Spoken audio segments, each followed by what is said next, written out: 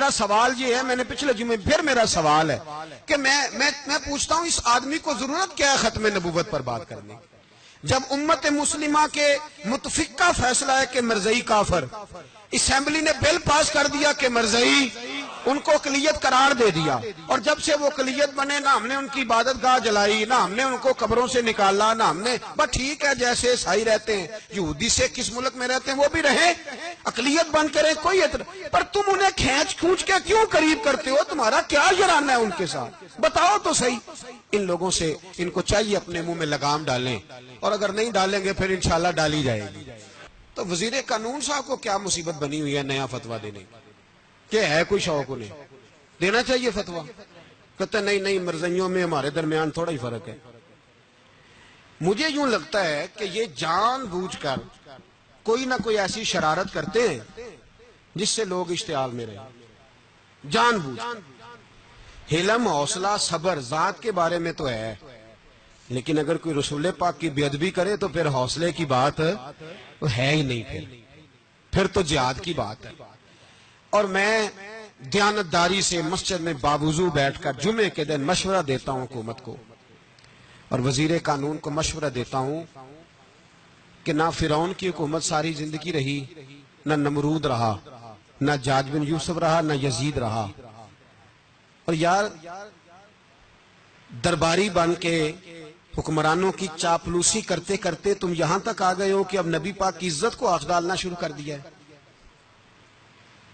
اور آپ یقین کریں سیاسی جماعتوں کا اتنا برا حال ہے کہ ان کے لیڈر کے بارے میں کوئی بات کرے تو پاگل ہو جاتے ہیں یہ احتجاج کر کر کے، اور اس نے ڈائریکٹ کہہ دیا کہ ختم نبوت کا مسئلہ ہی کوئی نہیں، جو دین کی بنیاد ہے، کسی کو پرواہ نہیں۔ مجھے تو ان لوگوں کی فکر ہو رہی ہے جن لوگوں نے انہیں ووٹ دیے ہیں، وہ اللہ کو کیا جواب دیں گے؟ اور یہ اللہ ماشاءاللہ ساری سیاسی جماعتیں اس طرح کی۔ اور میرا وزیر قانون صاحب کو بھی مشورہ ہے کہ زندگی بڑی تھوڑی ہے، بڑی تھوڑی، اللہ سب کو معاف کرتا ہے، اپنے رسول کے غداروں کو معاف نہیں کرتا۔ اور یہاں تمہاری گاڑیوں پہ جھنڈے لگے ہوئے ہیں، وہاں بھی تمہارے جھنڈے لگیں گے، پر اس لیے لگیں گے کہ یہ غدار ہیں ناموس رسالت کے، یہ جھنڈے لگیں گے۔ شرم کرو اور ڈر جاؤ، بس کر دو، تمہارے منہ میں اب دانت پورے نہیں رہے۔ کوئی شوگر کا مریض ہے تو کوئی بلڈ پریشر کا، تو کوئی ہارٹ کا، تو کوئی کینسر کا۔ شرم کرو اور اپنی قبر کی بھی تھوڑی سی فکر کرو۔ بتاؤ پاکستان کے کتنے صدر گزرے، وزیر اعظم گزرے، تو ان کی قبریں کہاں ہیں؟ کوئی جاتا ہے ان کی قبروں پہ؟ کسی کو خبر ہے؟ کیوں اپنے لیے جہنم کٹھی کرتے؟ سارا کچھ دنیا داری رہ گئی ہے، سارا کچھ صرف یہی رہ گیا۔ حضرت ابو بکر سردار تھے، حضرت عمر سردار تھے قبیلے، حضرت عثمان سردار تھے، انہوں نے سرداریوں کو ٹھوکر مار کے رسول اللہ کے قدموں میں بیٹھنا پسند کی، سرداریاں چھوڑ کے غلام بن گئے۔ تم سرداریاں بچانے کے لیے رسول اللہ کی غداری کرتے ہو، شرم نہیں آتی؟ اور کام شکوہ ہے مجھے ان لوگوں سے جو مولوی تو کہہ دیتے ہیں تو سیاست نکار، اور کسی سیاستدان کو منع نہیں کرتے کہ جب تجھے سورت فاتحہ بھی نہیں آتی تو تجھے کس نے اجازت دیا اتنی بڑی بات؟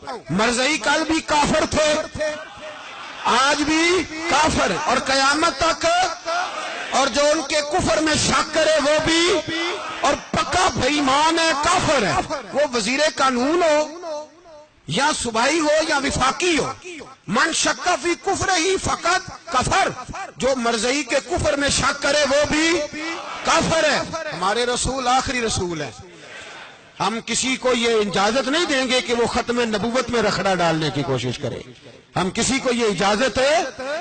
اور تم نے قوم کو لوٹا، لوٹتے رہو، اب ایمان پہ ڈاکے تو نہ ڈالو۔ تمہیں دولت لوٹ کے پیٹ نہیں بھرا، اب ایمان لوٹنا شروع کر لیا۔ تمہارا فیکٹریاں لوٹ کر، قومی خزانہ لوٹ کر پیٹ نہیں بھرا، بھائی مانو اب دین بیچ کر اپنی حکومتیں پکی کرو گے۔ اور وہ لوگ بھی تیار ہو جائیں جو ان بے ایمانوں کو منتخب کرتے ہیں، ان سے بھی سوال کرے گا ختم نبوت کا موضوع قیامت کے دن کہ تم بتاؤ، ان کو سپورٹ کرتے تھے جو رسول اللہ صلی اللہ علیہ وسلم کے بعد بھی کسی نبی کو نبی ماننا درست جانتے تھے۔ مان تاثیر جب مرا تھا نا تو 5-5 لاکھ روپیہ مولویوں کو آفر کی جنازہ پڑھاؤ، 5-5 لاکھ روپیہ چھوٹے چھوٹے مولویوں کو۔ اور داتا صاحب کی مسجد کے خطیب بھی صوبائی جو تھے وہ خطیب تھے، ملازم تھے، انہوں نے کہا کہ ایمان نہیں بیچنا، نکالنا نوکری سے تو نکال دو۔ اور بادشاہی مسجد کا مولوی جس کا پتہ ہی نہیں چلتا، کبھی کدھر چلا جاتا ہے کبھی کدھر، یہاں تو وہ بھی کھڑا ہو گیا، اس نے کہا نا ایمان نہیں بیچنا۔ گورنر ہاؤس کی مسجد کا امام کہنے لگا کہ بخشا جانا نہ جانا یہ تو رحمت الہی کا معاملہ ہے، پر اتنا گندا جنازہ نہیں پڑھنا۔ اور وہ مولوی آج تک پتہ ہی نہیں کدھر گیا جس نے اس غلیظ کا گندا جنازہ پڑھایا۔ تو بھائی اپنی قبر اشر کو، جب جہاں تمہارے جنازے نہیں پڑھے جا رہے تو وہاں تمہارا کیا حال؟